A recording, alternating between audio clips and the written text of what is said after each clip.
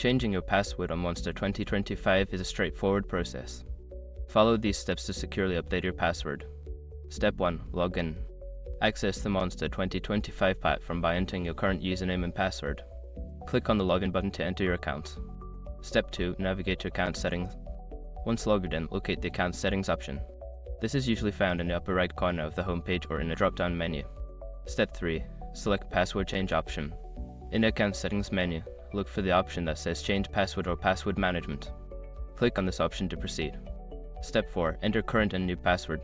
You will be prompted to enter your current password followed by your new password. Make sure your new password meets the security requirements, such as length and complexity. Step 5. Save changes.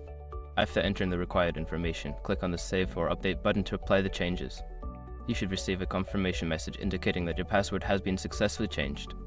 Now you can log in with your new password. Remember to keep your password secure and avoid sharing it with others.